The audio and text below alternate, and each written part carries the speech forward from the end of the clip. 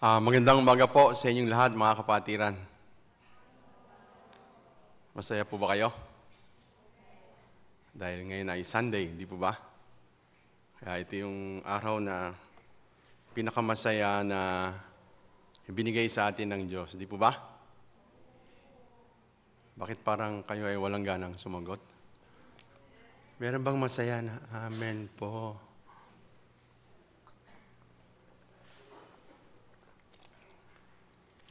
Pero ako po, sa tuwing linggo, o sa tuwing may oras na makikinig ng salita, sobrang nagagalak ang puso ko po dahil madidinig ko yung Diyos, madidinig ko yung salita ng Diyos.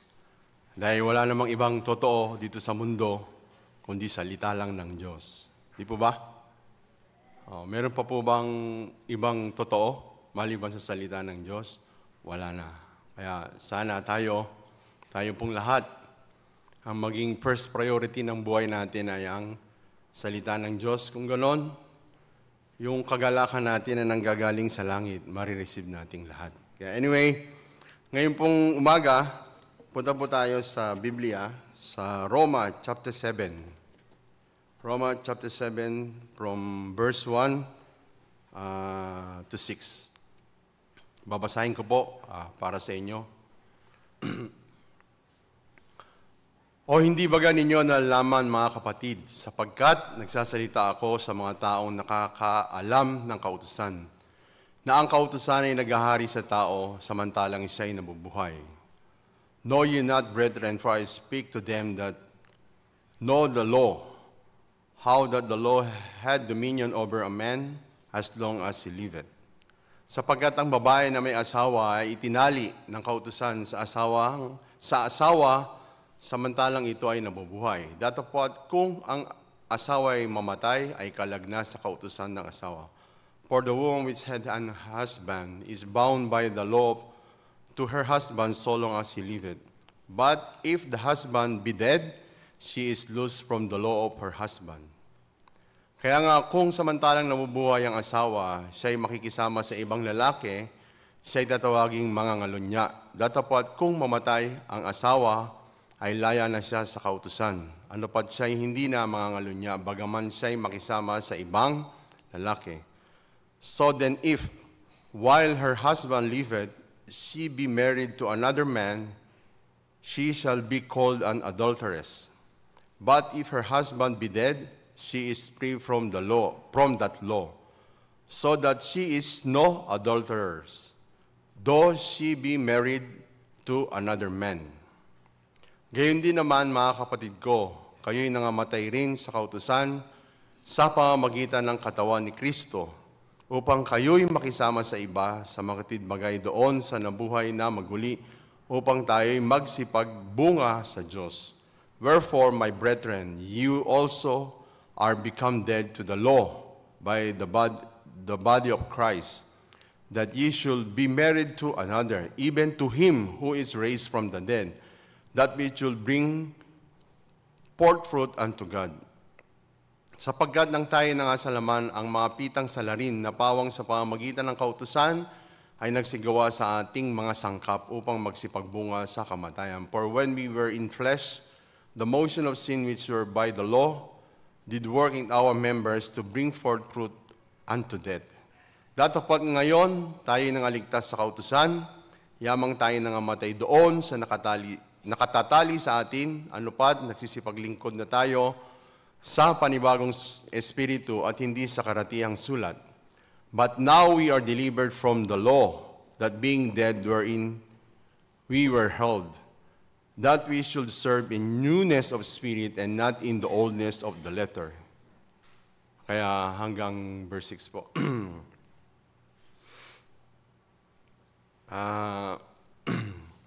Dito po sa kwento na ito, kaya gusto ko pong sabihin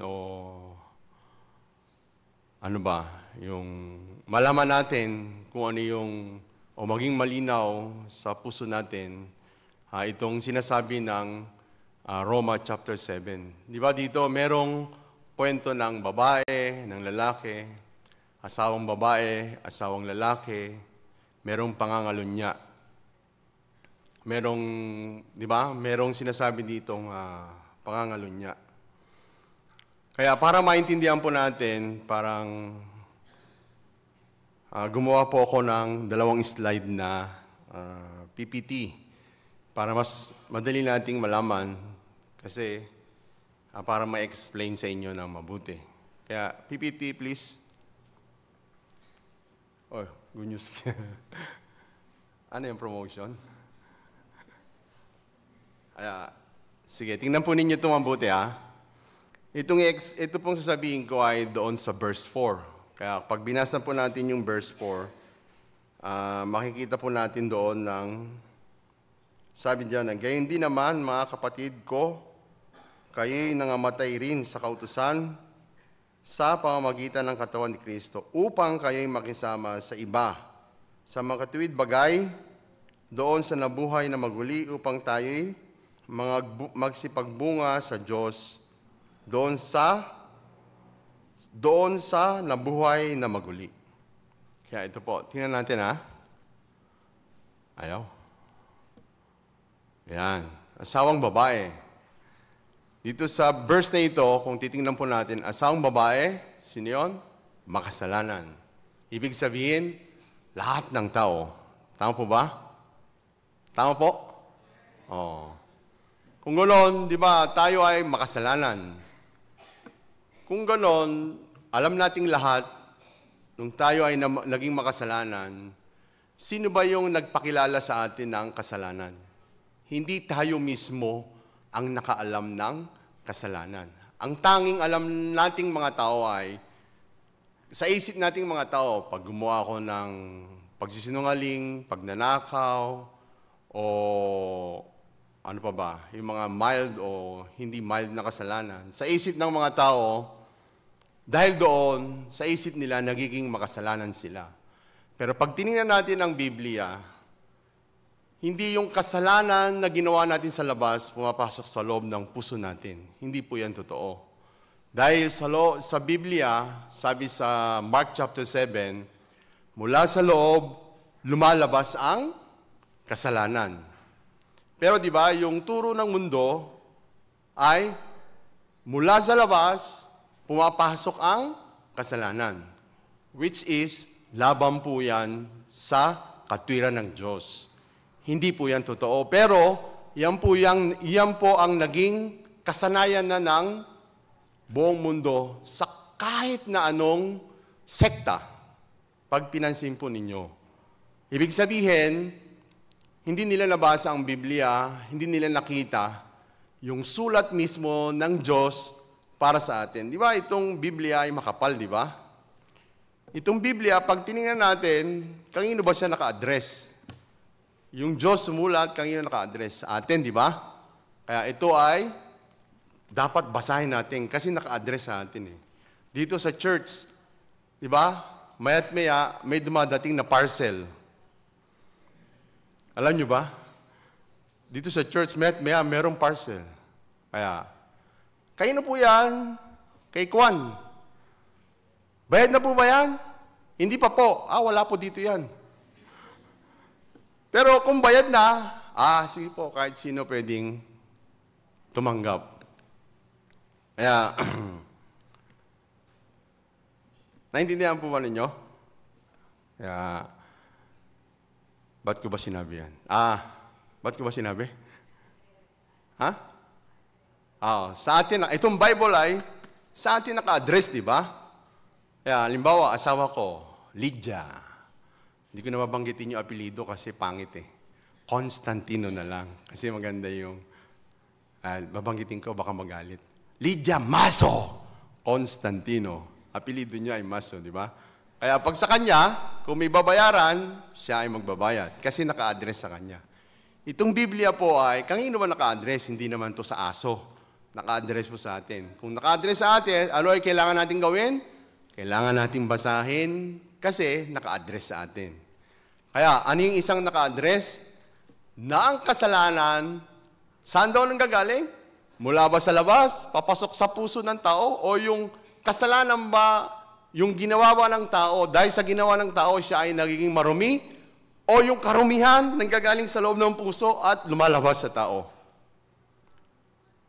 Yung number 1, yun yung turo ng mundo, which is kalaban ng Diyos. Yung number 2, yun po yung totoo.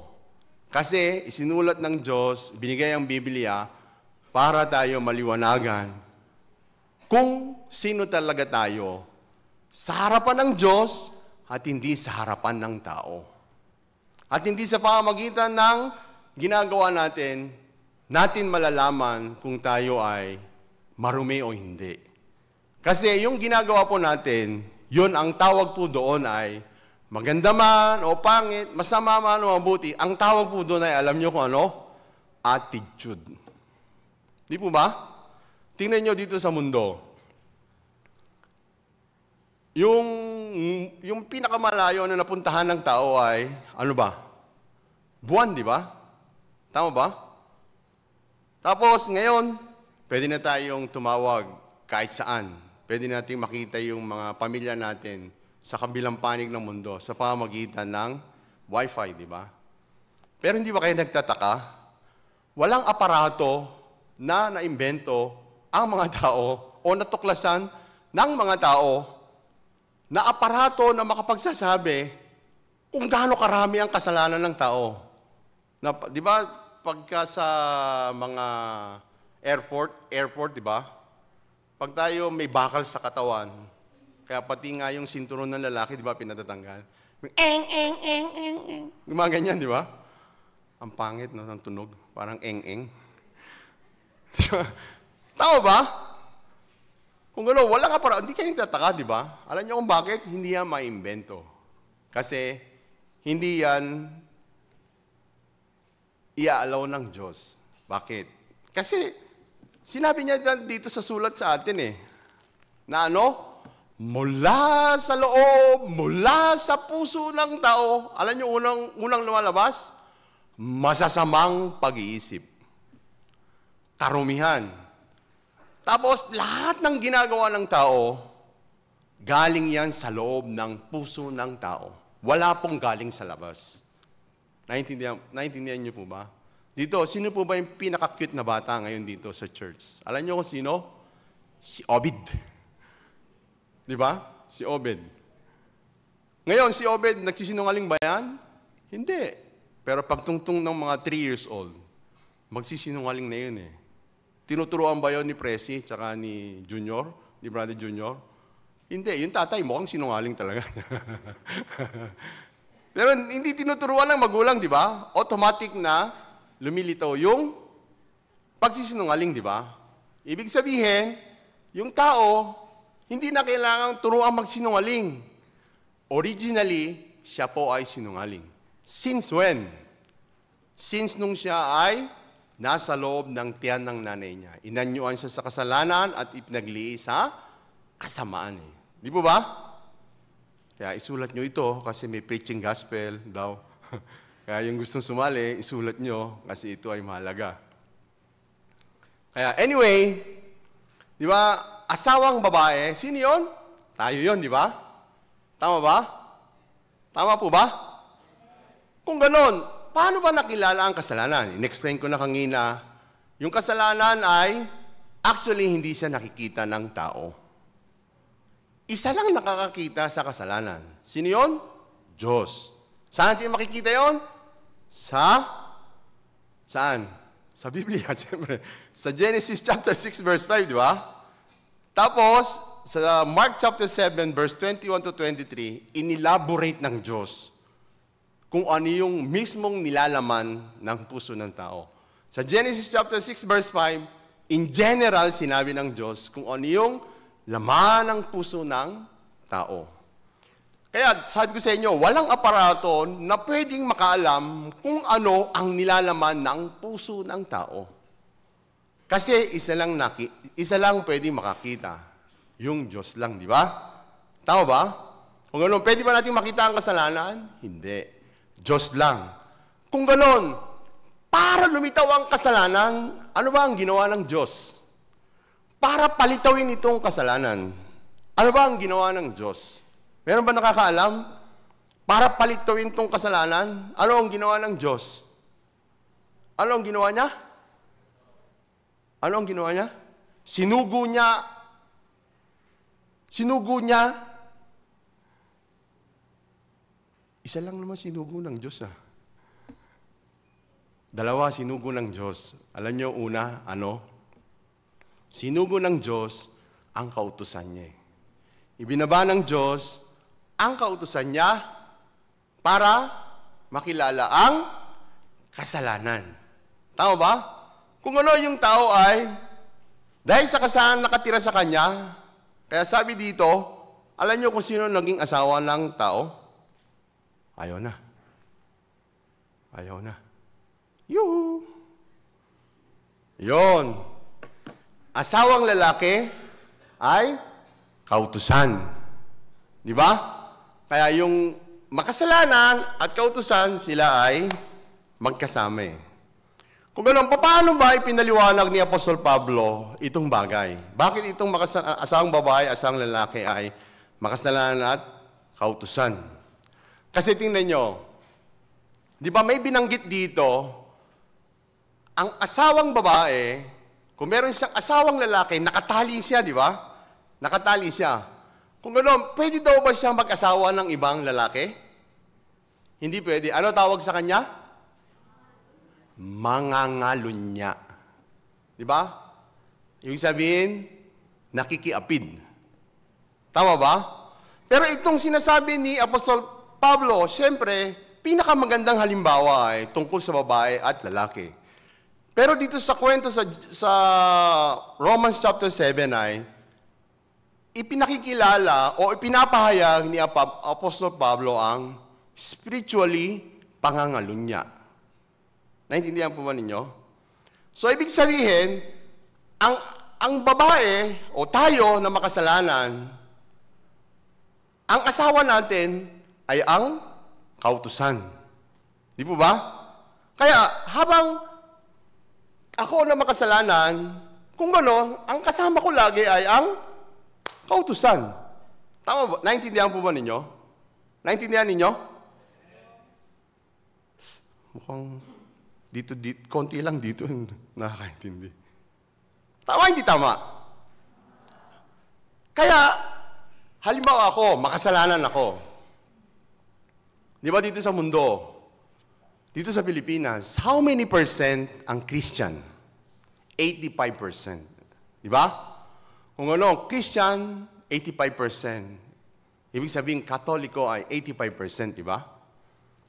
Tapos, ilang percent ang born again? Mga 10%. Tapos, ang 5% ay Muslim. Tama ba? Hindi ko alam eksakto. Pero sa buong Southeast Asia, ang Pilipinas ay tinatawag na Christian country. Di po ba? Kaya lahat ng mga tao, naniniwala ba sila kay Jesus o hindi?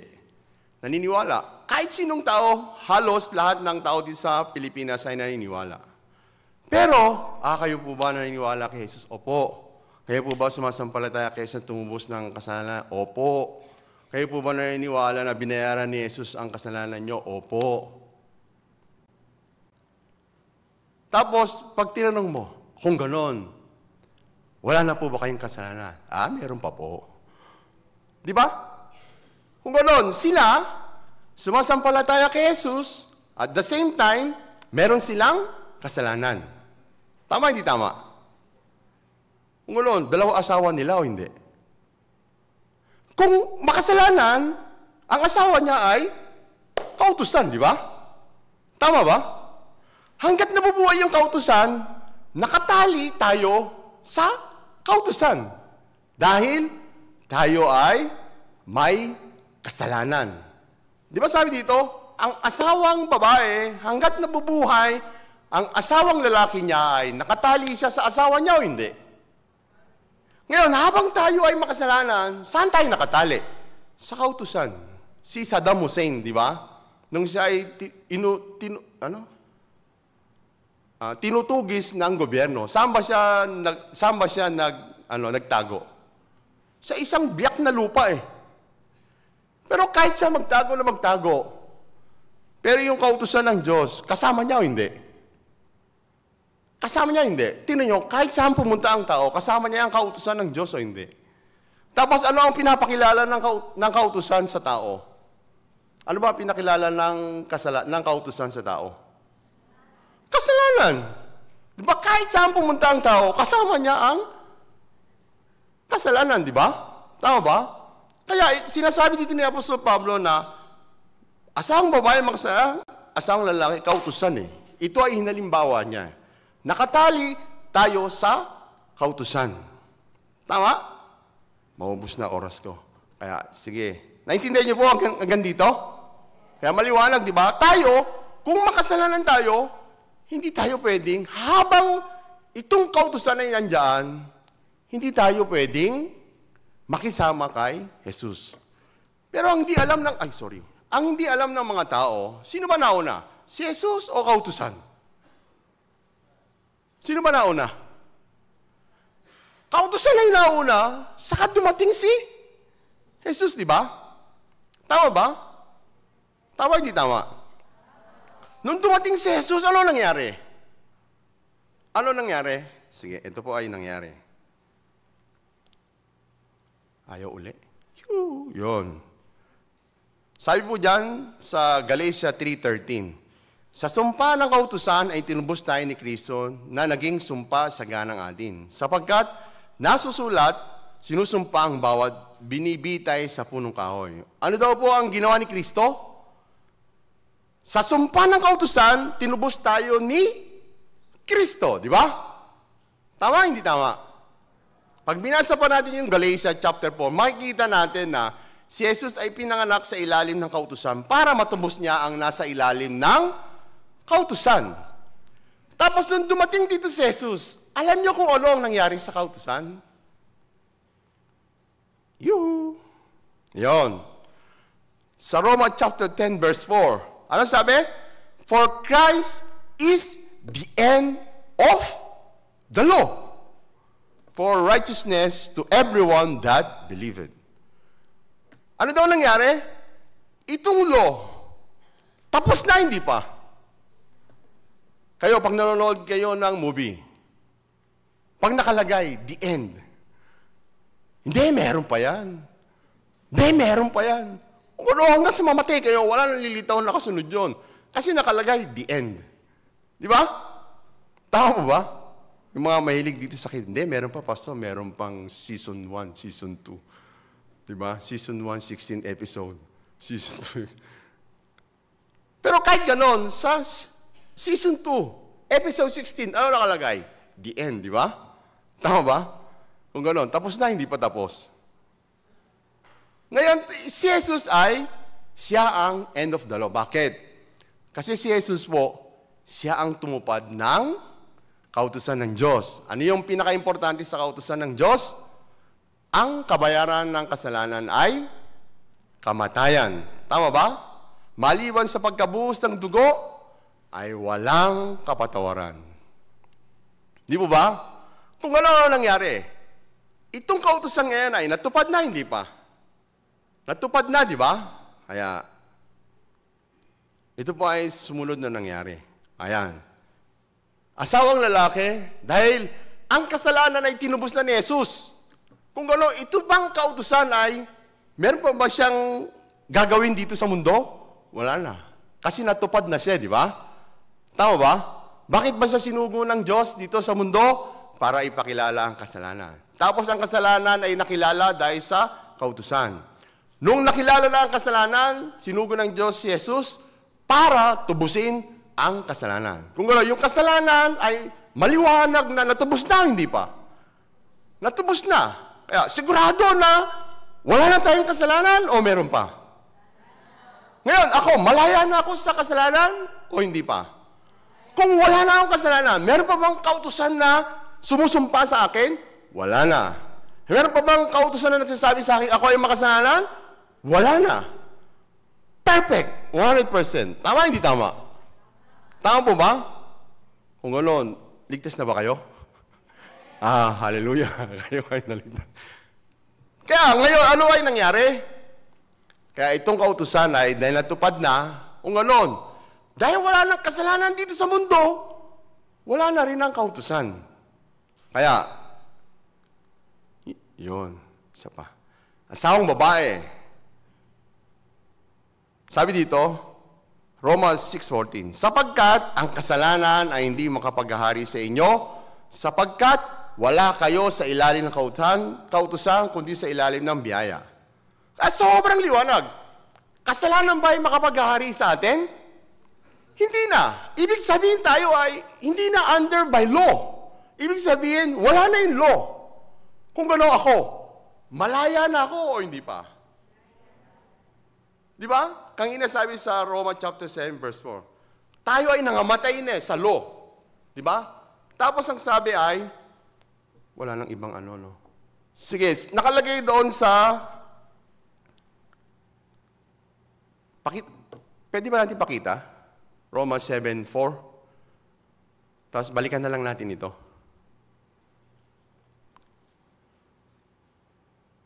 Romans, ayan. Tingnan nyo ha, tingnan natin.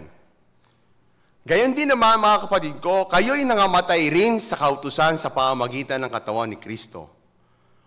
Upang kayo'y makisama saan daw? Sa iba.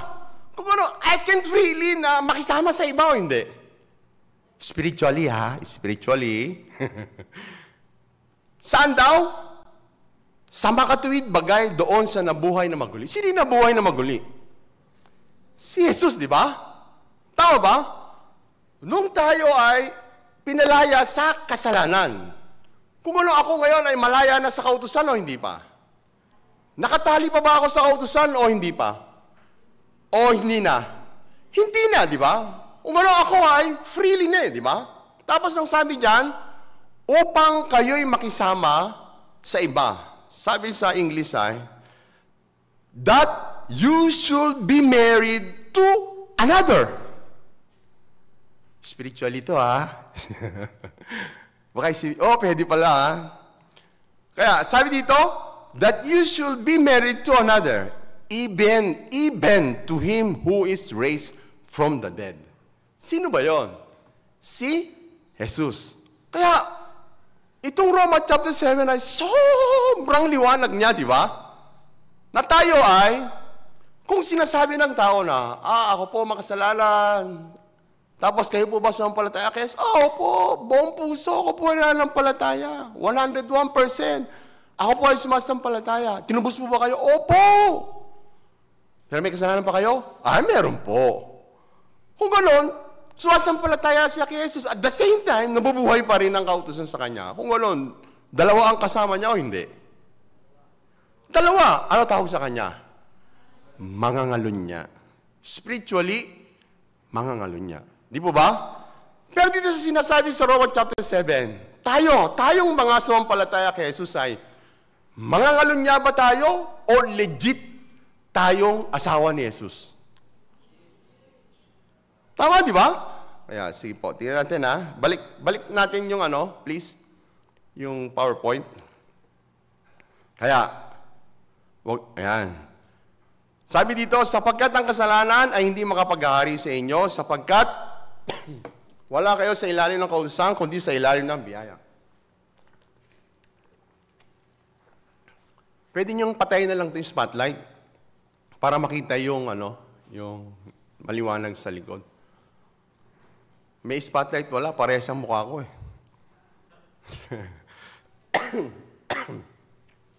Mas maliwanag po, di ba? Pagka nawala na lang yon, MJ, yung PPT, saka buksan na lang ulit. Para sa mga nasa Zoom. Sapagkat ang kasalanan ay hindi makapaghahari sa inyo, sapagkat wala kayo sa ilalim ng kautusan, kundi sa ilalim ng biyaya. Malinaw sa pinakamalinaw ito eh. We are under by law or under by grace? Kung mga tao sinasabing makasalanan sa sampalataya kay Jesus, ibig sabihin sila under by law, at the same time, under by grace. Kung sila pwedeng pumasok sa langit, hindi pwedeng pumasok sa langit. Dahil sila ay spiritually mangalunya. Tama po ba? Mga kapatiran, naintindihan niyo po ito? Maliwanag ba ito sa puso niyo? Oo, dapat ito ay maging maliwanag sa puso natin. Kasi, Kung ang Diyos ay hindi magiging maliwanag sa puso natin, daan din ng Diyos, imposible nating makita. Pero kung maging maliwanag sa puso natin ang dakilang pag-ibig ng Diyos, daan ng Diyos, sobrang liwanag na makikita natin. Ito po ay totoo. Kaya tayo po ay mabiyaya o mapalad dahil nandito tayo sa Good News Mission Church. Dahil meron tayong tunay na ebanghelyo na ang pinapangaral ng mga lingkod natin ay hindi outside the Bible, inside the Bible. Ibig sabihin, buong sinasabi lang ng Biblia ang natanggap nating kapatawaran ng kasalanan. Kaya nga, we can explain. Katulad ng in-explain ko ngayon, pwede nyo i-explain, di ba? Tama ba? Basta magbasa po kayong Biblia, ha? Kaya ngayon, ano nangyari? We are not under by grace, we are not under by law, we are under by grace. Kaya, asawang lalaki natin ngayon ay, sino na? Ngayon, asawang babae, makasalanan pa rin ba siya? Hindi na. Hindi na. Kung sino na asawa nating lalaki? Si Jesus. Pag tinignan po natin sa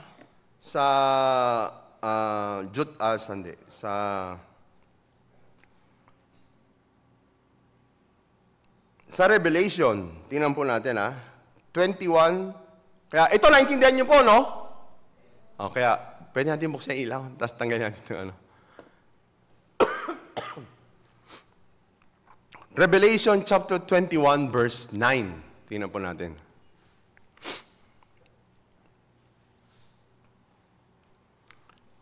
At dumating ang isa sa 7 anghel na may 7 mangkok na mga puno ng 7 huling salot at nagsalita sa akin na nagsasahalika, ipakikita ko sa iyo ang babaeng kasintahan, ang asawa ng kordero. Di ba?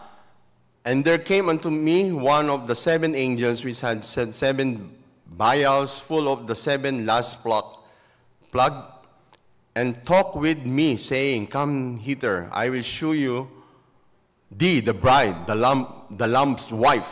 Sino ba yung asawa ng kordero? Sino po ba? Sino po? Bakit parang ayaw niyo sumagot? Balik ulit tayo doon sa PPT. Ako ay asawa ng kordero, di ba? Tayo ay asawang babae. Si Jesus ay asawang lalaki. Kung ganoon tayo at si Jesus ay maliwanag na mag-asawa o hindi. Asawa tayo, di ba? Tama po ba? Kaya, punta po tayo sa, tayo ngayon ay naging asawa na ni Jesus. Pero ngayon, tingnan natin, kung sino ba si Jesus, sino ba ang Diyos? Anong klase ba? Asawa na tayo, di ba? Tama po ba? Hindi. Kung gano'n, tingnan natin ang pagka-Diyos ng Diyos. Tingnan natin sa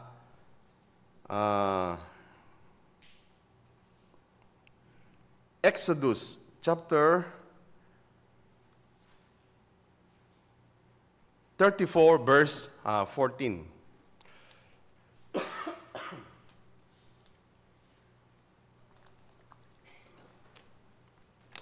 Basahin po natin ito ng sabay-sabay.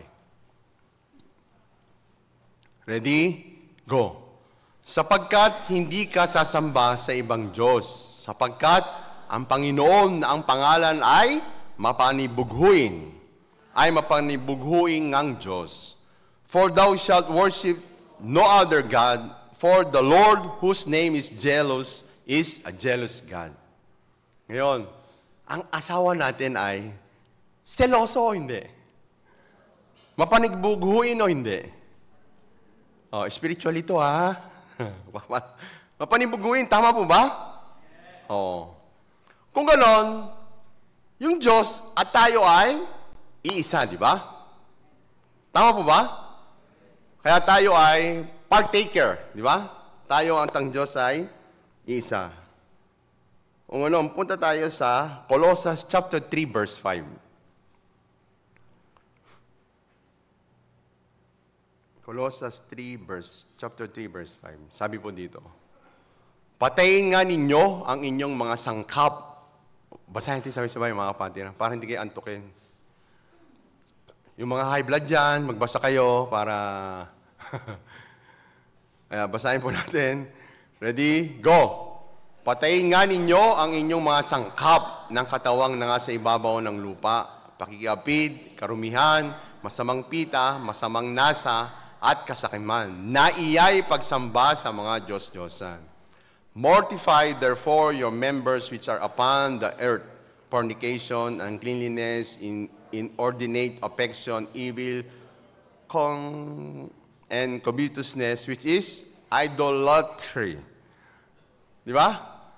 Kung ganoon, di ba, kanina, pinakaayaw ng Diyos, ang tao ay sumamba sa Diyos-Diyosan.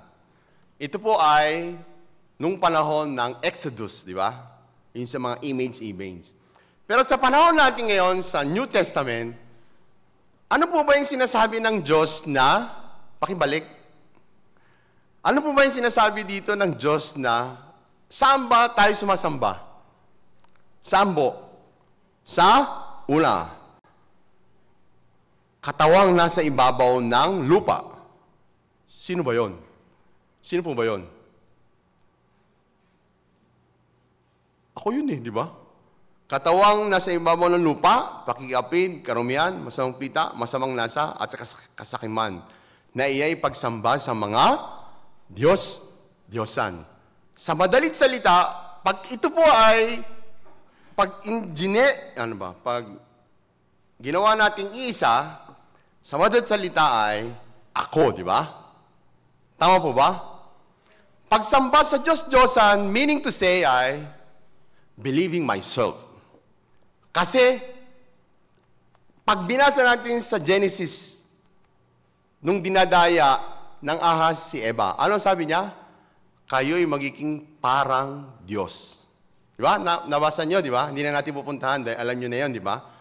Kayo ay magiging parang Diyos. Kaya sabi diyan, patayin nga ninyo ang inyong mga sangkap ng katawang na nga sa ibabaw ng lupa. Kaya mga kapatiran, nung tayo po ay maligtas, di ba? Nung tayo maligtas, tayo ay naging holy. Tama po, di ba? Kaya sabi sa 1 Thessalonians chapter 4, sige, basahin po natin. Tingnan natin, 1 Thessalonians chapter 4 verse 7.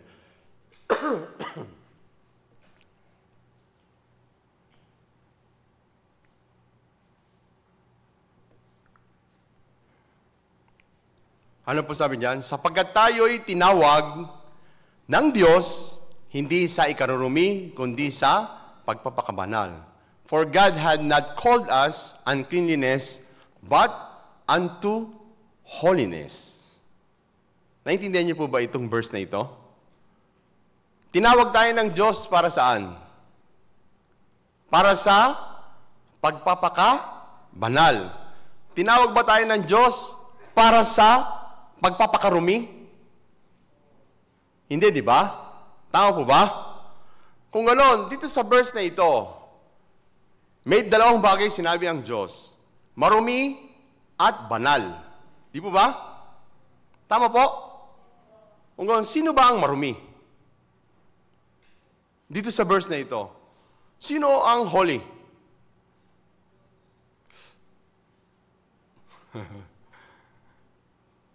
Siyempre, holy ay Diyos. Kung ganoon, sino yung marumi? Ako. Sabihin nga natin, ako ay marumi. Totoo ba? Oh. Ako ay marumi. Balik po natin doon sa sa Colossians chapter 3. Pakibalik. Colossians chapter 3 verse 5. Tingnan niyo sabi, patayin nga ninyo ang inyong mga sangkap ng katawang na nga sa ibabaw ng lupa.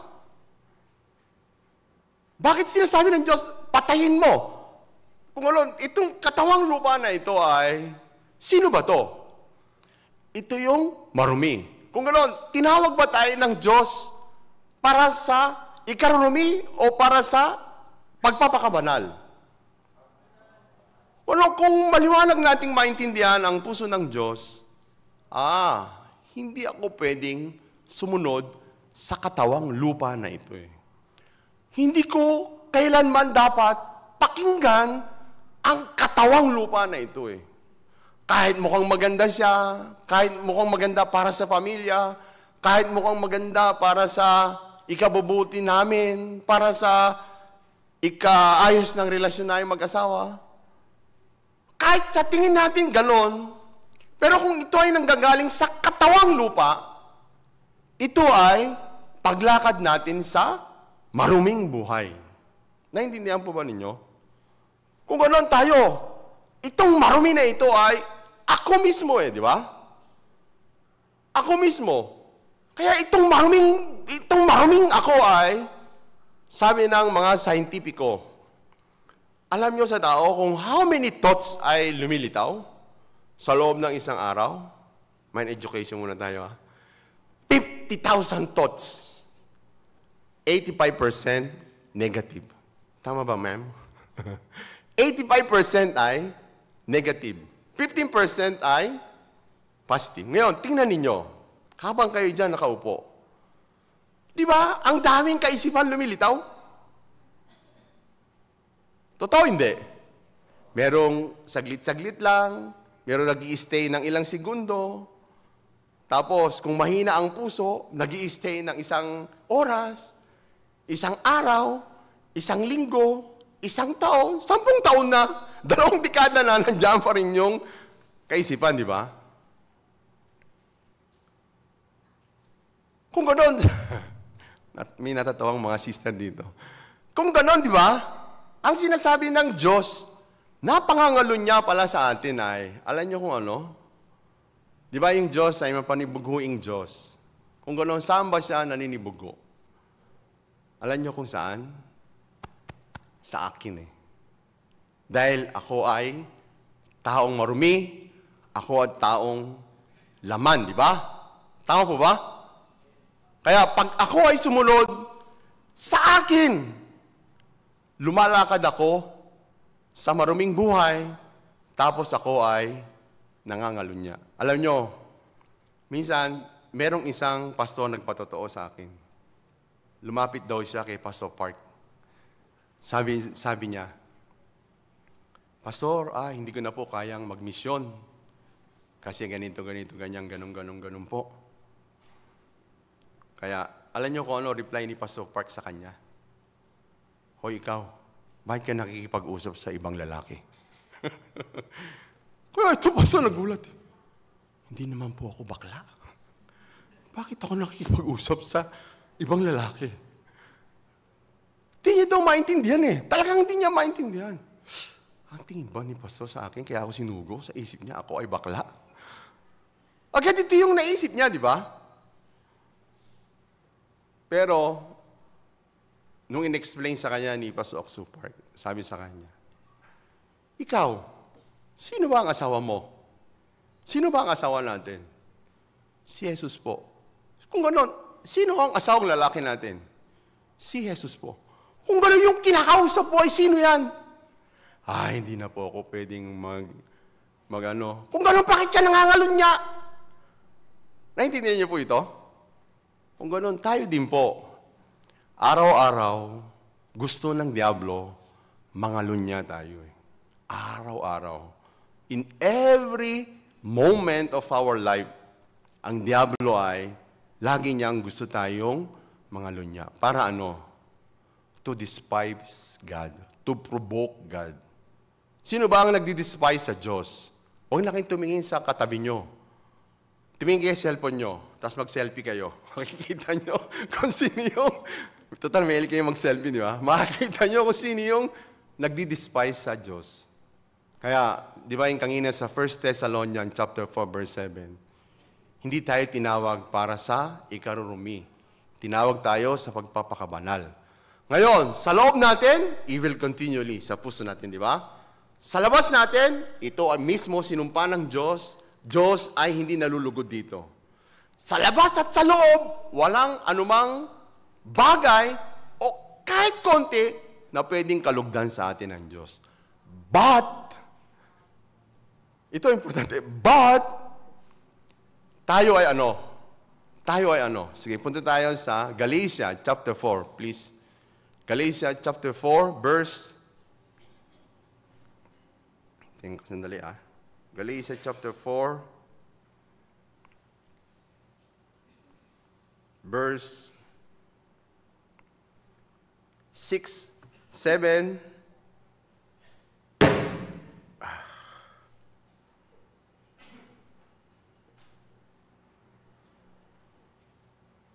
Chapter 4, verse 6. Tingnan natin. At sapagkat, basahin po natin sabay-sabay. At sapagkat kayo'y mga anak, ay sinugo ng Diyos ang Espiritu ng Kanyang anak sa ating mga puso na sumisigaw, Aba, Ama. English. And because you are sons, God had sent forth the Spirit of His Son into your heart, crying, Abba, Father. 7. Basahin po rin po natin. 7. Ano pat, hindi ka na alipin, kundi anak. At kung anak ay, tagapagmana ka nga sa pamamagitan ng Diyos. Wherefore, thou art no more a servant, but a son. And if a son, then an heir of God through Christ. Ano tayo? Tagapagmana. Nino? Tayo heir. Heir, tama ba yung pronunciation ko? Heir? Ano ba talaga? Heir? Heir. Heir. Heir. Without H. Heir. Basta, tagapagmana na lang. Di ba? Tayo ay tagapagmana. Tingnan ninyo. Tayo ay tagapagmana. Kanino tayo kukuha ng mana? Sa Diyos. Tama ba? Tama ba? Kung ano, nasaan ang karya ng Diyos? Nasaan? Siyempre nasa langit. Di ba nasa langit? Kung ano, yung mana natin ay nasaan? Nasa lupa o nasa langit? Nasa langit, di ba? Kung ano, meron ba tayong kayamanan dito sa lupa? Wala. Kung ano, lahat ng tinatangkilik natin dito ay kanino galing? Sa Diyos. Tama, hindi tama? Asawa kong BMW. Mamaya, tanongin niyo ako bakit BMW. Asawa ko na waray-waray. Siya ay binigay sa akin ng Diyos o hindi? Yung 4 kong anak na napakagaganda. Siyempre, at tatay ako, di ba? Kayo ba, mga anak nyo, hindi maganda, pogi? Kayo po, ma'am, ang inyong apo, di ba? Sobrang ganda, di ba? Sa paningin nyo lang, ha? Tama po, di ba? Kung ano, bigay sila ng Diyos o hindi? Bigay. Lahat ng tinatangkilik ko, saan galing? Sa Diyos. Dahil ako ay tagapagmana. Kung ano dito sa mundo, ano pakialam ko dito sa mundo? May pakialam ba ako dito sa mundo? Ha? Meron bang dahilan para mag-focus ako sa bagay ng mundo? Hindi pwede dahil ako ay taga-langit. Ako ay tagapagmana ng Diyos. Ang kaharian ko ay ang Diyos. Kaya saan ako dapat mag-focus? Saan ba tayo dapat mag-focus? Saan ba? Sige, tingnan natin sa Colossus. Tingnan po natin. Colossus, chapter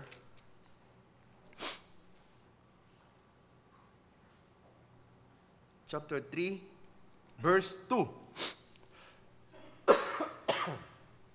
Chapter 3, verse 2. Basahin po natin sabay-sabay uli, mga kapatiran. Ready? Go!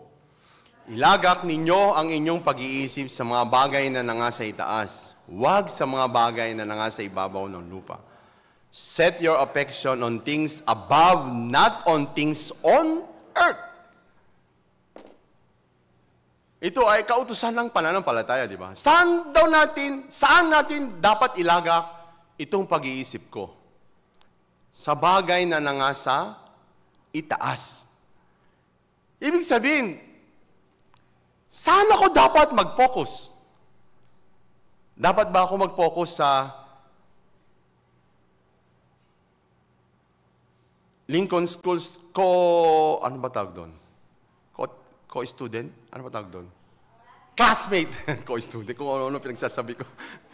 Co-teacher kasi laging, puro teacher kausap namin eh. Classmate, di ba? Kung kung classmate ko, matigas ang ulo, ayaw sumunod sa schedule. Kami bumababa sa second floor. Siya naman natutulog pa doon, tumutulo pa yung laway. O dapat ba akong maapektuhan sa kanya? Kung ako maapektuhan sa kanya, saan ko nilalagak ang pag-iisip ko? Sa lupa, di ba? Pero nagsabi ng Diyos, saan ko dapat ilagak ang pag-iisip ko? Sa bagay na nasa itaas. Kung gano'n, saan yon? Kangini yon. Sa Diyos. Kaya talagang kahanga-hanga ang buhay natin eh. Dahil sobrang linaw ng gabay ng Diyos sa atin, paano tayo mabubuhay ng napakasaya, napakapayapa, at nakakagalak na buhay. Bakit? Lahat nilagay na ng Diyos dito eh. Ang tayong gagawin natin, babasahin na lang yung guideline ng buhay natin bilang isang tagapagmana ng Diyos. Di po ba? Tapos tayo po dito. Verse 5 po. Colossians 3:5. Basahin po natin uli. Sabay-sabay. Ready, go. Patayin nga ninyo ang inyong mga sangkap ng katawang na nga sa ibabaw ng lupa. Pakikapid, karumihan, masamang pita, masamang lasa, at kasakiman. Na iya'y pagsamba sa mga Diyos-Diyosan. Kanina binasa natin to, no?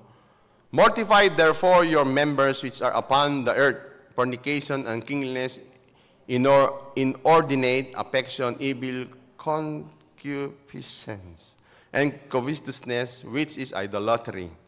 Ano sabi dito? Patayin. Ibig sabihin, patayin natin itong lahat ng bagay na nasa ibabaw ng lupa. Hindi ibig sabihin, ganun pala, patayin. Kung gano'n, ayan, pinatay nga. Namatay yung nawala yung, meron, itong isa nawala. Ano ibig sabihin ito? Spiritually, ayon sa pananampalataya, patayin natin itong katawang nasa ibabaw ng lupa. Naintindihan ninyo? Ano daw? Sa pananampalataya, sa pagtitiwala at sa pagtanggap sa sinabi ng Diyos, sa madalit salita don't trust yourself. Sabihin nyo nga, sa katabi nyo, don't trust yourself. Di ba? Tama? Ang hindi sumunod, ang hindi nagsabi, kayo ay nagtitiwala sa sarili nyo. Kaya, don't trust ourselves. Tama, di ba? Kung tayo ay magtiwala sa sarili natin, ibig sabihin, baligtad tayo sa sinasabi ng Colossians chapter 3, verse 5. Ngayon, ito na, pinaka-importante na. Punta tayo sa 1 Corinthians chapter 10, verse 17. Ito ay maingay siya.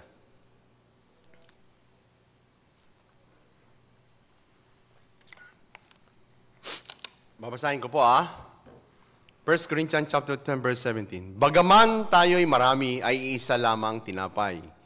Isang katawan, sapagkat tayong lahat ay nakikibahagi sa isa lamang tinapay.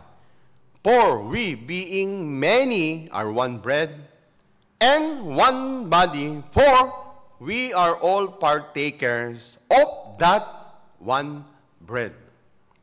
Di ba ba? Ano daw? Yung tayo ay partakers. Naintindihan po ninyo? Tayo, ano tawag po sa atin? Ano tayo? Partakers. Ng Ng kaharian ng langit. Ng gabay ng Diyos. Ng pagpapala ng Diyos. Basta lahat ng galing sa kalangitan, tayo ay partakers. Di ba? Kung ganon, pag inisip natin, bakit hanggang ngayon buhay pa tayo? Bakit hindi pagkatapos nating maligtas ay namatay na lang tayo? Para diretso kagad tayo sa langit. Pero, bakit hanggang ngayon buhay pa tayo? Bakit po kaya? Meron ba kayo idea bakit hanggang ngayon buhay pa tayo? Siyempre, nakalagay sa Biblia, the reason why hanggang tayo ay buhay ay dahil tayo ay manggagawa ng Diyos. Ulitin po natin. Ako ay manggagawa ng Diyos. Ready, go. Ulitin natin ha. Ready, go. Ngayon, tayo ay manggagawa ng Diyos para sa kaharian ng Diyos, para sa ikaluluwalhati ng Diyos. Di ba? Kaya itong katawan natin hanggang ngayon buhay pa sa isang purpose lang. Para sa ikaluluwalhati ng pangalan ng Diyos. Sabi sa 1 Corinthians chapter 6, kung may time po kayo, basahin po ninyo. So, naintindihan po ninyo? Ngayon, ano po ba yung napakalaking biyaya na parating sa buhay natin ngayon? Ano po ba? Ano ba? Sino nakakaalam, lilibre ko tanghalian? Wow, lilibre kita tanghalian ha? Sa baba, mamaya. Kasi libre yung tanghalian. Ngayon, welcome. Alam niyo po, nung panahon ng si Moises ay sinugo ng Diyos sa Ehipto para ilabas ang mga Israelita. Tapos ang Diyos ay, ano daw? Ang Diyos ay, nung ginabayan ng Israelita, makikita natin itong kwento kung paano sa pamamagitan ng makapangyarihan ng kamay ng Diyos, di ba, iniligtas ng Diyos ang mga Israelita. Tapos, di ba, nakita ng mga Israelita, yung mga Egyptian, lahat ng hukbo ng Egyptian ay lumutang sa ibabaw ng tubig, di ba? Nakita nila. Dahil doon natakot sila sa Diyos at sumampalataya sila sa lingkod ng Diyos na si Moises. Di po ba? Tama po, di ba? Tapos ngayon, itong si Moises ay pumanik sa Mount Sinai. Nung pumanik sa Moises sa Mount Sinai, 40 days and 40 nights. Pero ano ginawa ng mga Israelita? Nainip sila, di ba? Ano ginawa nila? Kinuha nila lahat ng alas nila, binigay nila kay Aaron, hinagis sa apoy, tapos naging guyang gintong baka. Tama, di ba? Tama ba? Tapos, nung time na yon, tapos nang sabihin ng Diyos ang kanyang kautusan, ang lahat ng bagay tungkol sa kautusan, pati sa tabernakulo, sinabi na ng Diyos. Pagkatapos, biglang nagkaroon ng kaingay sa ibaba ng Mount Sinai. Tapos doon, ano ginawa ni Moises?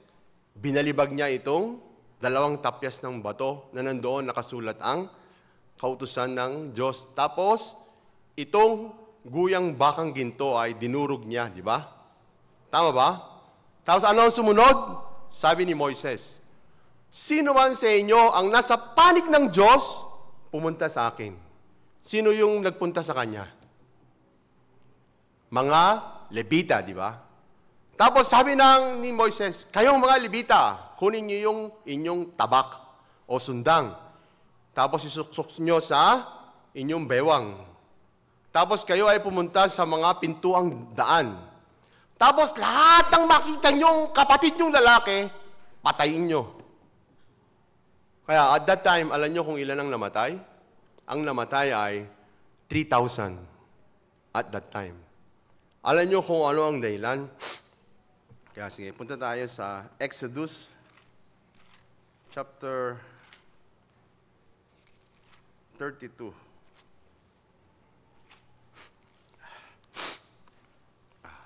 Uso ngayon ang sipon eh.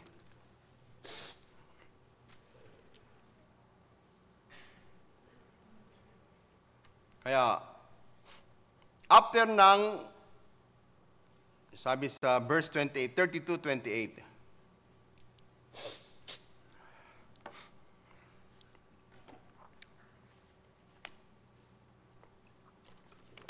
sabi po dyan, at ginawa ng mga anak ni Levi ang ayon sa salita ni Moises at nabuwal sa bayan ng araw na iyon ang may 3,000 katao. Diba? Kaya, and the children of Levi did according to the word of Moses, and there fell off the people that day about 3,000 men. Alam nyo kung anong dahilan? Kaya, dahil di ba, yung mga Israelita ay, dahil, ang tagal nitong si Moises. Di natin alam kung saan tayo niya dadalhin. Kaya sige, gumawa tayo ng Diyos na maggagabay sa atin. Kaya gumawa sila, di ba? Tapos at that time, hanggang sa dumating sa kwento na ito, alam niyo kung ano pa ang sinabi ni Moises? Dahil yung mga Israelita, mula nung sila inilabas sa Egypt, pag pinansin ninyo, lahat ng complaint nila sa Diyos ay, alam niyo kung puro patungkol saan? Puro patungkol saan? Patungkol sa sarili niya, patungkol sa asawa niya, patungkol sa anak niya, patungkol sa kamag-anak. Ibig lahat patungkol sa katawang lupa. Di ba? Kaya verse 28, tingnan natin. Itong Exodus 29.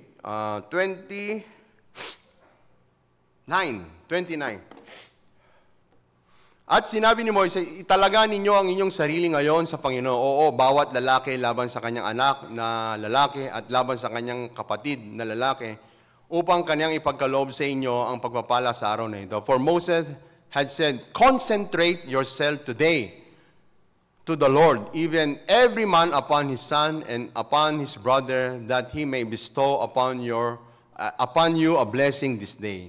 Ano sabi ni Moises? Concentrate yourself today to the Lord. Pag kainisip natin, saan ba nakakonsentrate ang mga tao? Sa laman, di ba? Sa sarili nila eh. Kaya dahil doon, dahil laki nilang iniisip, ano ang aming kakanin, ano ang aming inumin, walang tubig, walang karne, walang sibuyas, walang bla bla bla bla bla. Lahat ito ay, ito lang iniisip ng mga Israelita. Kaya sabi ni Moises, concentrate yourself today to the Lord.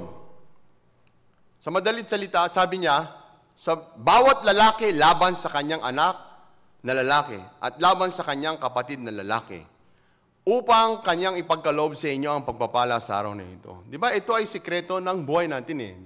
Ano doon? Ako laban sa anak kong, dahil wala naman ako anak na lalaki. Ako laban sa anak kong babae. Ako laban sa kapatid kong lalaki. Ako laban sa asawa ko. Ibig sabihin, tayo ay sa buong buhay natin, hanggang malagot ang hininga natin, saan tayo dapat mag-concentrate? Sa Diyos lang eh. Kasi Diyos lang ay totoo. Amen po?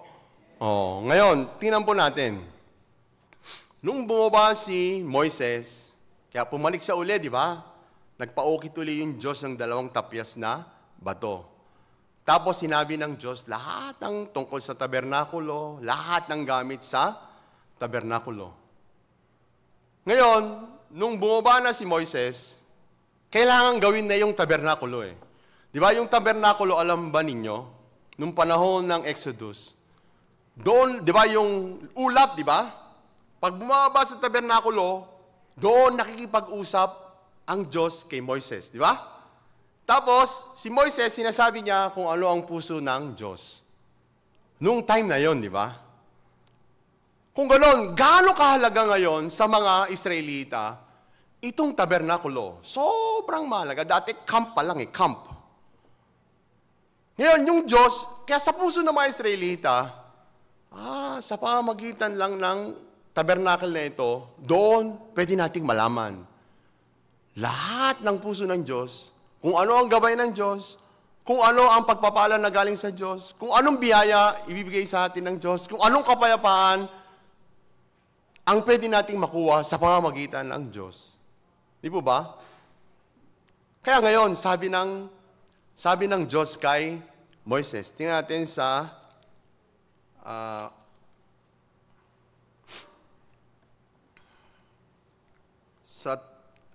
Exodus chapter 35. Pag binasa nyo sa inyong Bible, yung English, Tagalog, Diglot, di ba nakalagay, handog at mga manggagawa sa tabernakulo, di ba? Manggagawa sa tabernakulo. Kung merong manggagawa ng tabernakulo, ibig sabihin, merong gagawing tabernakulo. Dahil may manggagawa, di ba? Sino ba yon? Si Mesalil, tsaka si Aholiab. Di ba? Di ba merong Aholiab dito sa atin? Sabi ni Pastor. Hindi ko makalimutan yan eh. Sabi sa verse 4, 35 verse 4. Tingnan natin. Basta, tingnan. Pakilabas. Ngayon ay uso sipon. Makiuso kayo ha. Sabi dito, Exodus chapter 35 verse 4. At sinalita ni Moises sa buong kapisanan ng mga anak ni Israel na sinasabi, ito ang bagay na inutos ng Panginoon na sinasabi. And Moses spake unto all the congregation of the children of Israel, saying, this is the thing which the Lord commanded, saying. Verse 35. Verse 5. Basahin po natin sabay-sabay, Tagalog, English. Ready? Go! Magsikuha kayo sa inyo ng isang handog na taan sa Panginoon. Sino mang may kusang loob ay magdala ng handog sa Panginoon, ginto at pilak at tanso. English, take ye from among you an offering unto the Lord. Whosoever is of a willing heart, let him bring it an offering of the Lord, gold and silver and brass. Pag binasa po natin yung pababa, 6, 7, 8, 9, 10, pababa, sinabi po ni Moises kung ano yung mga pangangailangan sa loob ng tabernakulo. Yung pinakamaliit na bagay hanggang sa pinakamalaking bagay. Pero ito na lang pong verse 4 and verse 5 yung binasa natin eh. Kaya, ilabas ulit natin yung verse 5. English lang, English. Verse 5, English lang, English. Sana English. Yo. Basahin ulit natin. Ready? Go. Take ye from among you an offering unto the Lord, whosoever is of a willing heart, let him bring it an offering of the Lord, gold and silver and brass. Kaya tandaan nyo, meron pa pong mga maliliit na bagay. Ito yung pinaka-main, gold and silver and brass. Merong kahoy, merong tela. Di ba, yung tabernakulo, meron siyang 4 na layer, di ba? Kaya, ito yung sabi ng utos to ng Diyos sa mga Israelita. Kung ganon, ano ay nangyari? Itong mga Israelita, dahil, ito pala ay utos ng Diyos. Kung gano'n, alam nyo kung ano ginawa ng mga Israelita? Sila, araw-araw, meron silang dalang handog. Handog, di ba? Pwedeng bakal, pwedeng tanso, pwede kahit ano, basta lahat. Anong dahilan? Dahil whosoever is of a willing heart. Di ba? Tama ba? Kaya lahat ng Israelita ay nagdala. Para saan? Para dito sa tabernakulo. Kung ganoon, alam nyo kung ano po ay nangyari? Ito ay nangyari sa chapter 36, verse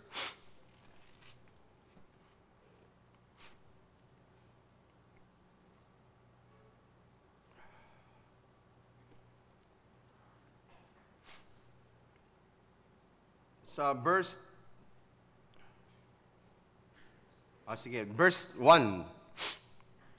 Sabi, 36:1 ng Exodus. Sabi dito ay, at si Bezaleel at si Aholiab ay gagawa at lahat ng mga matalino na pinagkalooban ng Panginoon ng karunungan at pagkakilala na maalaman kung paanong paggawa ng lahat ng mga gawa sa paglilingkod sa sanktuaryo ayon sa lahat ng inutos ng Panginoon. 2. Dito sa verse 2, pag tinignan niyo yung Bible nyo, ang mga handog ay tinanggap. Nakalagay dyan, di ba? Pag tinignan niyo English, Tagalog Bible nyo, nakalagay ay, ang mga handog ay tinanggap. At tinawag ni Moises si Bezaleel at si Aholiab at lahat ng marunong na ipinagkalooban ng Panginoon ng karunungan sa puso. Lahat ng may pusong napukaw na pumaroon sa gawang gawain. 3. At kanilang tinanggap kay Moises ang lahat ng mga handog na dinla ng mga anak ni Israel na magagamit sa gawang paglilingkod sa sanktuaryo upang gawin at dinalan pa nila siya ng kusang handog ting umaga. 4. At nagsidating ang lahat ng mga taong matatalino na gumagawa ng lahat na gawa sa sanktuaryo na bawat isa'y mula sa kanyang gawain na ginagawa. 5. At sila'y nagsalita kay Moises na nagsasabi, ang bayay nagdadala ng higit kaysa kinakailangan sa gawang paglilingkod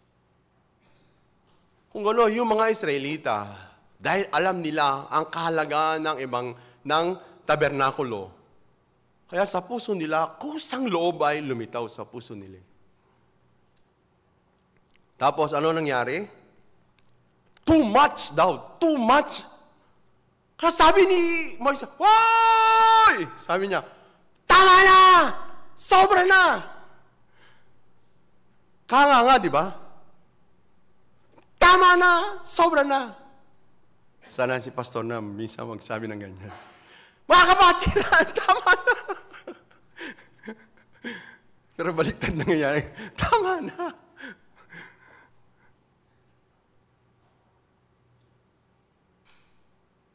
Kung ito ay nangyari sa mga Israelita, why not sa panahon natin? Sa Philippine Church, why not? Pwede mangyari sa Pilipinas o hindi? Pwede. Pwede hindi? Pwede. Totoo po yun. Pwede. Kung itong katawan ko ay, di ba, sabi sa Colossus, patayin ninyo ang mga katawang lupa, di ba? Kung gano'n, isa na lang matitira. Ano yun? Si Jesus. Si Jesus, ano ang puso ni Jesus? Walang iba, kundi sumunod lang sa Diyos eh. Saan siya sa sumunod? Bakit siya ginawang dakila ng Diyos? Dahil sumunod siya hanggang kamatayan. Alam niyo ba, mga kapatiran, itong puso ay nasa loob natin eh. Nasa inyo ba si Jesus? Nasa atin ba si Jesus? Kung ganon, ngayon, nadinig natin, magandog mga Israelita, magandog tayo sa Panginoon dahil para sa gawain ng tabernakulo. Kung ano, nagandog silang lahat o hindi? Yung kayang mga nanay na may mga maliliit na anak. Ngayon, sige, pinagandog kaya nila? Hindi. Tinuruan kaya nilang magandog itong mga anak nila mula maliit hanggang sa paglaki o hindi? Tinuruan nila eh.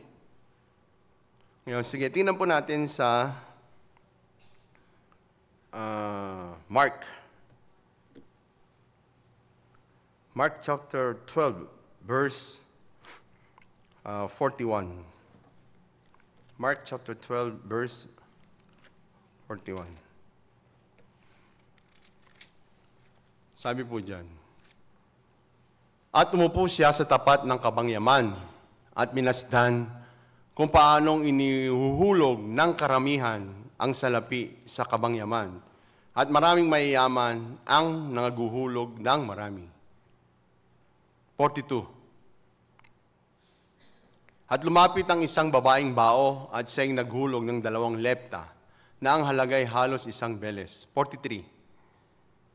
"At pinalapit niya sa kanya ang kanyang mga alagad at sinabi sa kanila, 'Katotohanan ang sinasabi ko sa inyo, ang dukhang baong babaeng ito ay naghulog ng higit kaysa lahat ng nangaguhulog sa kabangyaman.'" 44. Basahin po natin sabay-sabay. Ready? Go. "Sapagkat silang lahat ay nagsipaghulog ng sa kanila'y labis. Datapot siya sa kanyang kasalatan ay inihulog ang buong nasa kanya sa makatuwid bagay ang buong kanyang ikabubuhay." Pag inisip natin itong babaeng bao na ito, babae siya bao. Ibig sabihin wala na siya asawa, di ba? Kung ano, siya lang nang nagtatrabaho, hindi. Siya lang ang, dahil sa pagtatrabaho niya, nakakain siya.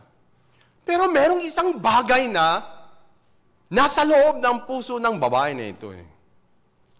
Alam niyo kung ano, di ba, ang expression dito ay, sapagkat silang lahat ay nagsipaghulog ng sa kanila'y labis. Datapot siya sa kanyang kasalatan ay inihulog ang buong nasa kanya. Sa makatuwid bagay, ang buong kanyang ikabubuhay. Pag sinuri natin itong puso ng babae, alin ay mahalaga sa kanya? Buhay niya o yung kabangyaman? Alin ay mahalaga sa kanya? Dito sa verse na ito, alin ay mahalaga sa kanya? Buhay niya o yung kabangyaman? Kabangyaman. Ibig sabihin, kabangyaman ay Diyos, di ba? Sa Diyos. Sa buhay niya, mahalaga ang Diyos kaysa sa buhay niya. Wala siyang pakialam sa buhay niya. Ang importante ay Diyos. Sa buhay din natin. Di ba? Importante lang ay Diyos eh.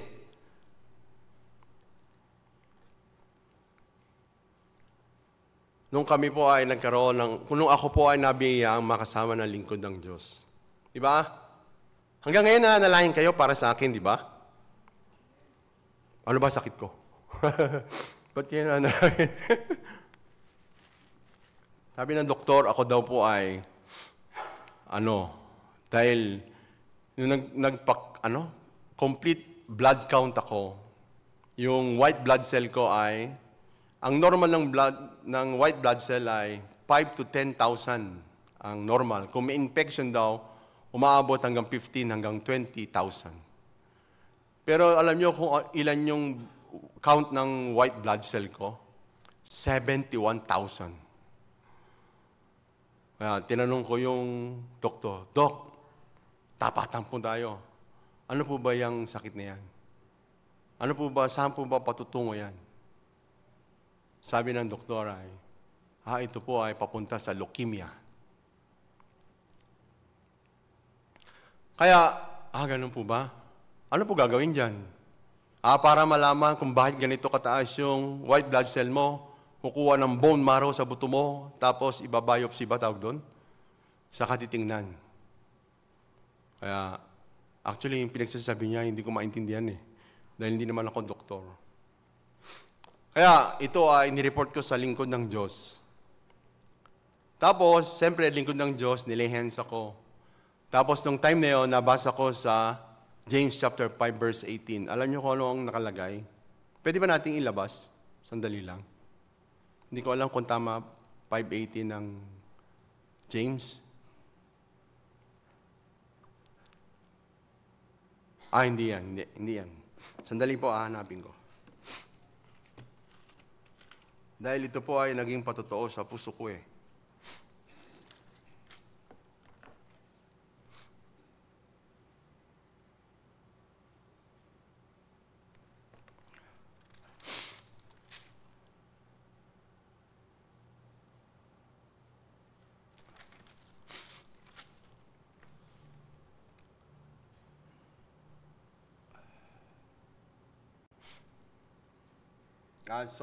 Chapter 5, verse 15.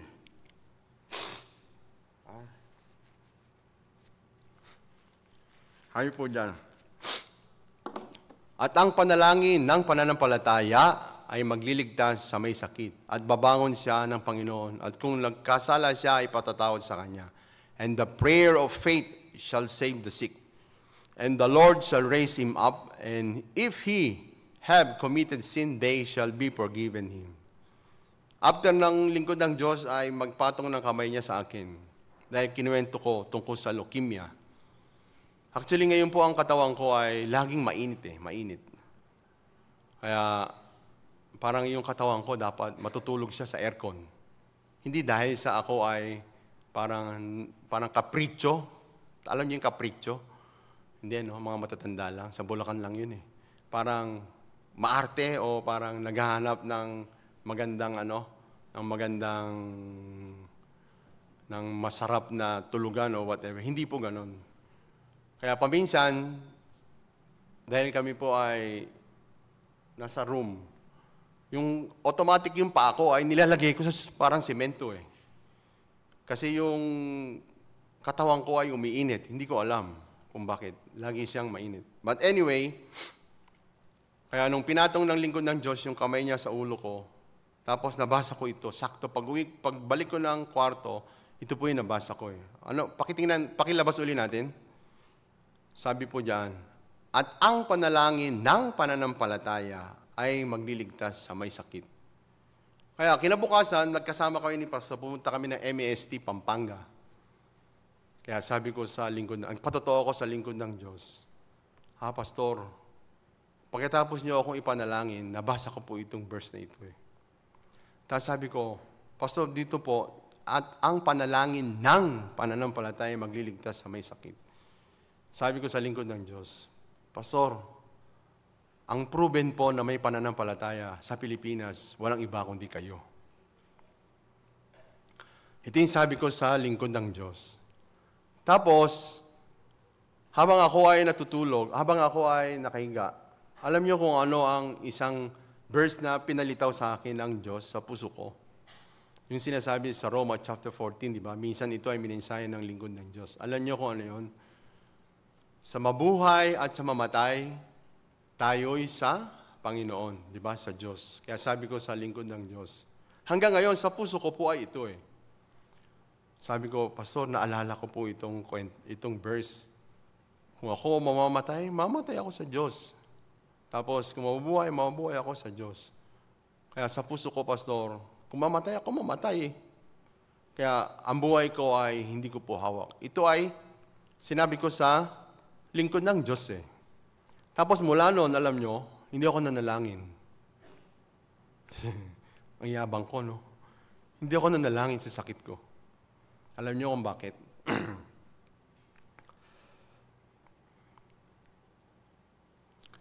Dahil ang buong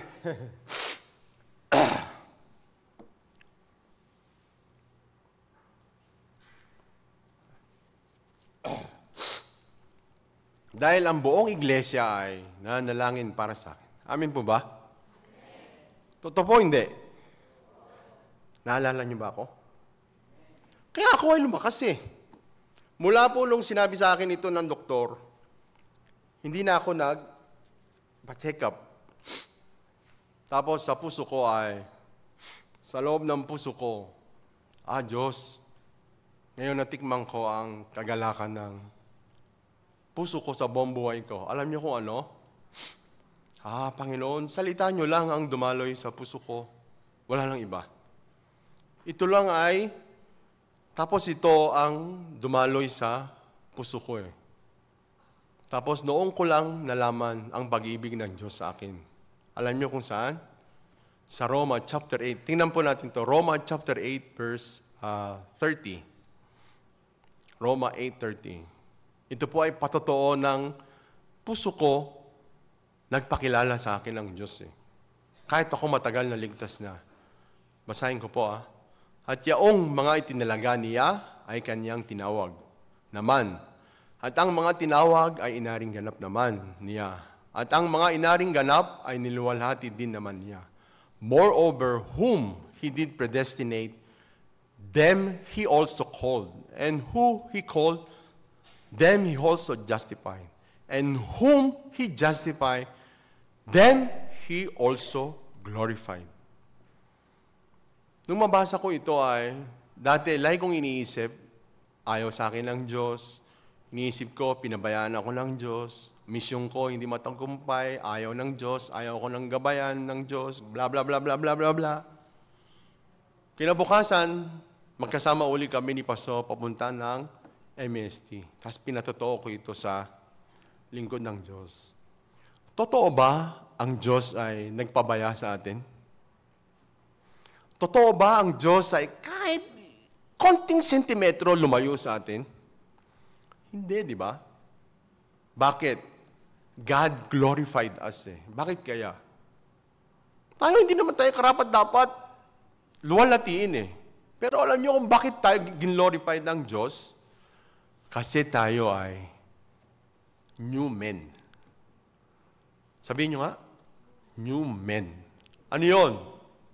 New men na holy, anak ng Diyos. Diba? Tagapagmana ng Diyos. Kapatid ni Jesucristo. Tagalangit. Matuwid na anak ng Diyos. Kaya yung Diyos, He created us, kaya niluwalhati tayo ng Diyos. Amen po? Kaya ito ay, nung nabasa ko,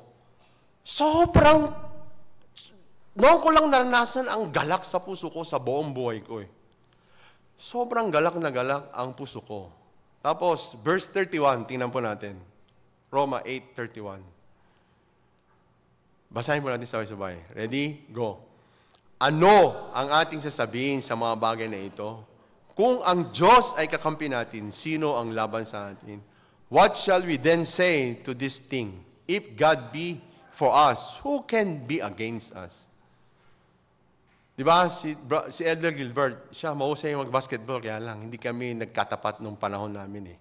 Kasi kami ay magkaedad. Ewan ko lang kung makaporma siya sa akin sa basketball. Di ba, Elder Gilbert, pag naglalaro ng basketball, meron ka bang instinct na ipapasa mo yung bola mo sa kalaban mo? Wala, di ba? Saan mo ipapasa yung bola? Sa kakampi mo eh. Tama, di ba? Yan, tingnan nyo dito sa verse na ito, sino ba yung kakampi natin? Diyos. Kung ano yung Diyos, lagi niya ba tayong iniisip o hindi? Lagi niya tayong iniisip. Kaya balik tayo doon kaya ito po ay patotoo sa puso ko. Kaya sa puso ko, kaya sabi ko kay Pastor Nam kinabukasan, Pastor, di ba nung isang araw nagpatotoo ako sa inyo dahil yung Diyos siguro ayaw akong tulungan, yung Diyos ganito. Puro negative sinabi ko tungkol sa Diyos. Kaya sabi ko kay Pastor, lahat pala yun sinungaling, hindi pala yun totoo. Binawi ko yung sinabi ko eh. Dahil pinatotoo ko sa lingkod ng Diyos itong verse, Romans chapter 8, verse 30. Pastor, hindi po pala yun totoo. Lahat po pala yun sinungaling. Kaya mga kapatiran, lahat yun sinungaling. Hindi totoo na ang Diyos ay lumayo sa atin. Kaya yung mga Israelita, dahil naliwanagan sila na ang Diyos bababa dyan sa tabernakulo. Kaya naliwanagan sila tungkol sa pagka-Diyos ng Diyos. Kaya itong willing heart, automatic lumitaw sa puso nila. Kung ganoon, sa ating World Camp, kung wala tayong kayang ibigay, katawan natin, pwedeng ibigay natin. Sa World Camp po natin eh. Kaya sa ting tayo ay mananalangin. Manalangin po tayo ng sana walang liban kahit isa sa lahat ng kapatiran o buong iglesia na hindi maging partaker ng World Camp. Kasi sabi ng Biblia kanina, di ba, sa 1 Corinthians chapter 10, verse 17. Tingnan nga uli natin yon. English. 1 Corinthians chapter 10, verse 17. For we being many are one bread, and one body, for we are all partakers of that one bread. Tayo dito, sinasabi dito, iisa o hindi? Iisa. Ngayon, ano yung pinroclaim ng iglesia? World Camp. Kung ano, partaker tayo ng World Camp o hindi? Partaker tayo. Amen? Amen. Kahit ano pa yan, basta tayo partaker ng World Camp. Kung ganon, kung itong puso ay maliwanag sa atin. Kung ganon, kagalakan ng puso natin, ito lang maiwan. Diba? Bakit tuloy-tuloy nagandog itong mga Israelita? Wala silang pakialam sa dalad-dalan nila eh. Isa pa pang verse. Sa Mark chapter 14. Tapos ito po ay, dahil alam ko gutom na po kayo. Sorry po Dahil ako po ay sobrang masaya. Kayo din masaya, di ba? Tahan niya, kakakain na. Sa Mark chapter 14, verse 1.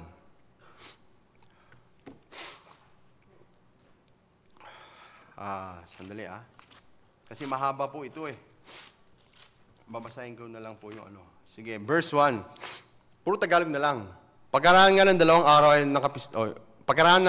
araw ay kapistahan ng Pasko at ng mga tinapay na walang limadura at pinagsisikapan ng mga pangulong saserdote at ng mga eskriba kung paano siya ihuhulin sa pamamagitan ng daya.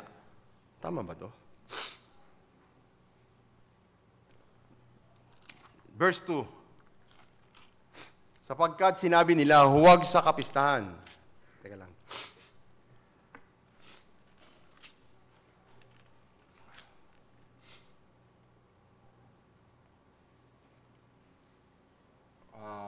Tama ito, pero masyado pong mahaba.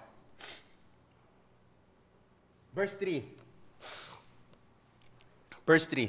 At samantalang siya ay nasa Betanya sa bahay ni Simon nakitongin, samantalang siya ay nakaupo sa pagkain ay dumating ang isang babae na may dalang isang sisidlang alabastro na puno ng ungwento, nardo na totoong mahalaga at binasag niya ang sisidlan at binuhos sa kanyang ulo.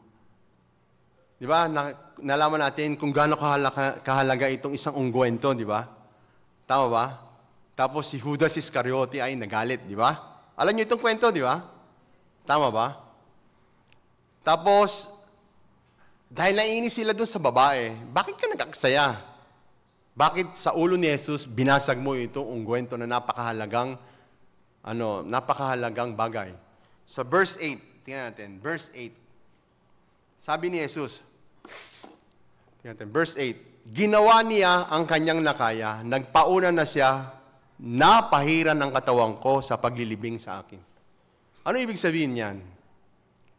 Ibig sabihin sa babae na ito, sa mga tao na hindi nila alam kung sino si Jesus, itong ungguento ay mahalaga.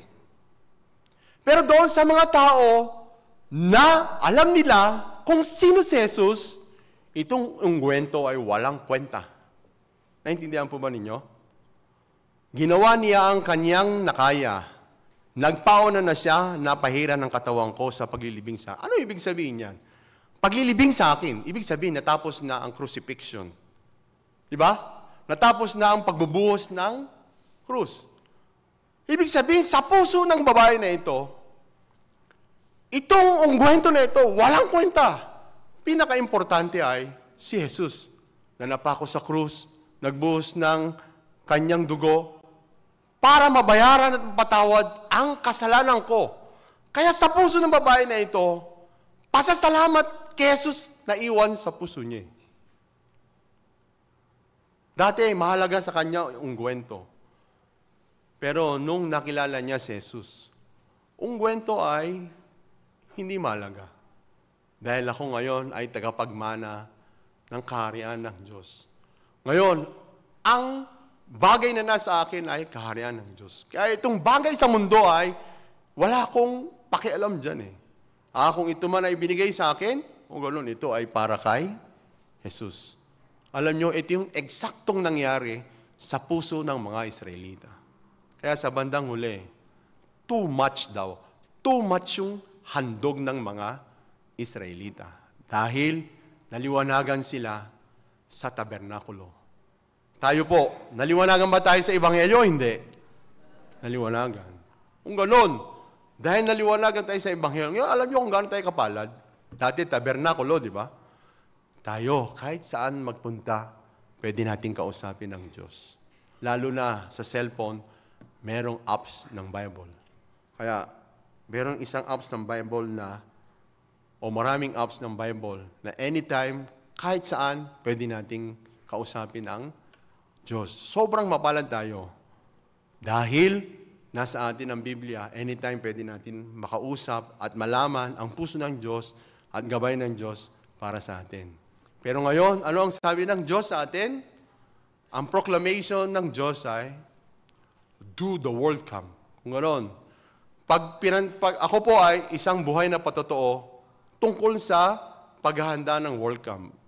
Isa lang po ako sa buhay na patotoo. Una, sabi ng Diyos, ng lingkod ng Diyos, nung kami po ay lumabas para hanapin ng venue, God will decide. Nung umikot-ikot na, may limitaw na mga venue, tapos nung nagsalita ang lingkod ng Diyos, komportable ang puso dito, di ba? Opo. Tapos, na-decide na ang venue ng Diyos. Tapos, nung dinicide ng Diyos ang venue, dinicide din ng Diyos yung mga tao-tao. Nung Monday po, kaya dahil sa katuwaan ko, kasi kami, naka-Amerikana kami, todo forma kami, naka-pang grand finals po kami. 4 po kami. Kaya, sabi, mag-Amerikana tayo. Kaya, sige, Amerikana tayo. Mag-necktie pa ba tayo? Hindi, wag na. Ano lang tayo, wag nang mag-necktie. Pero may dala kaming necktie.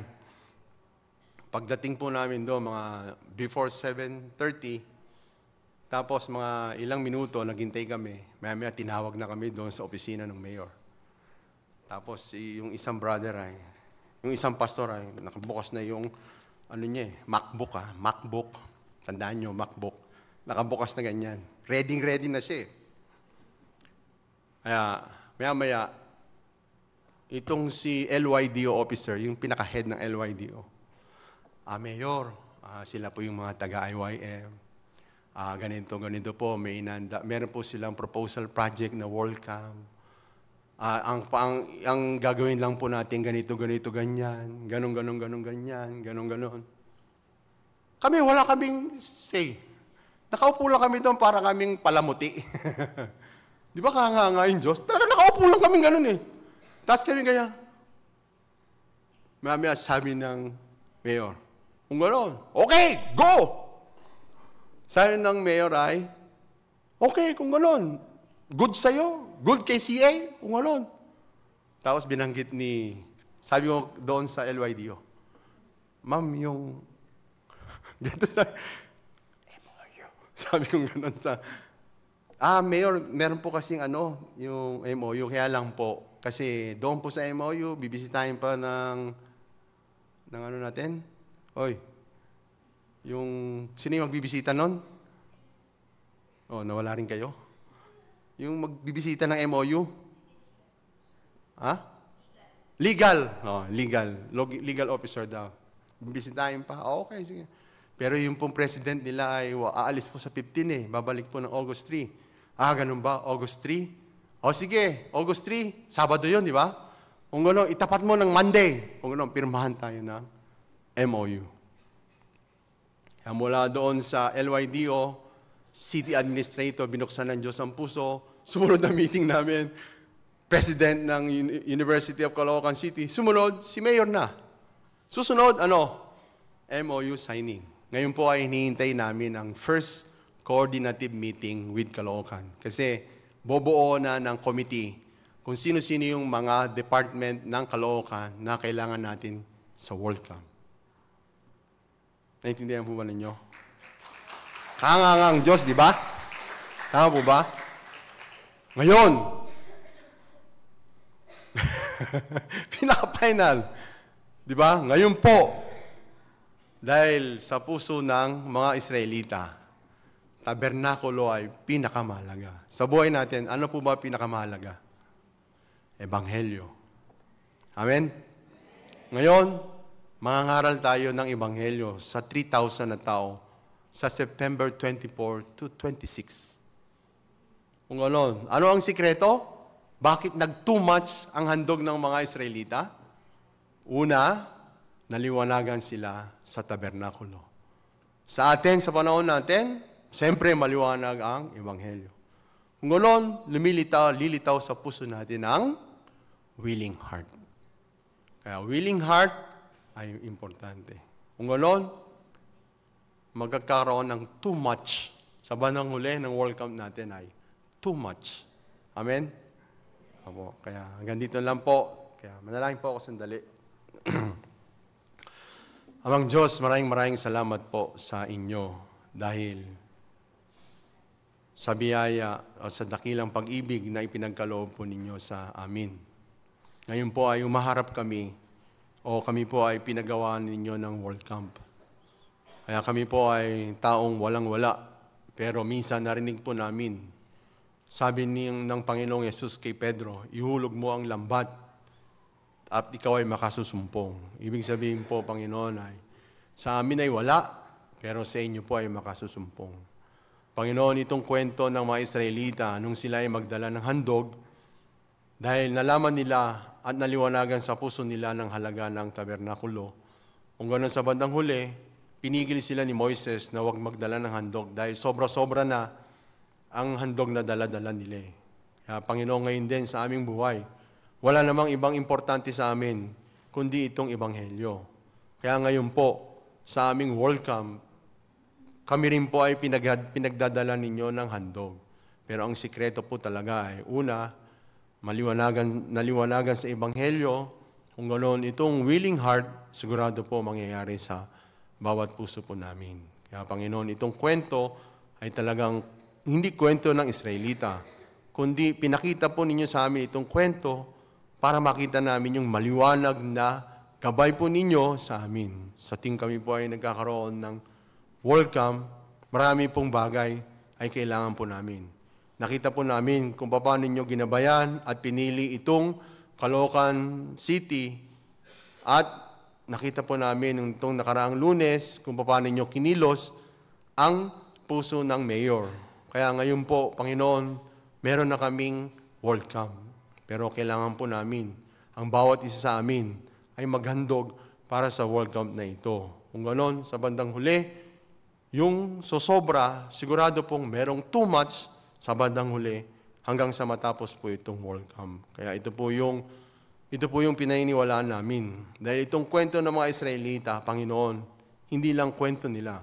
Sa panahon po namin, ito po yung kwento po namin. Kaya ito po yung sinasampalatayanan po namin. Kaya nawa, ang lahat ng mga kapatiran, walang ni isa na hindi sana maging partaker o makakasama sa gawain na ito. Dahil kaming lahat actually ay partaker. Ang bawat ligtas sa tao ay partaker ng bawat gawain na lumilitaw sa loob ng iglesia. Kaya Panginoon, maraming salamat po sa inyo sa umaga na ito. Kaya ang lahat ng bagay ay sa inyong kamay namin pinagkakatiwala at kami po ay nalangin sa dakilang pangalan ng aming Panginoong Hesus. Amen.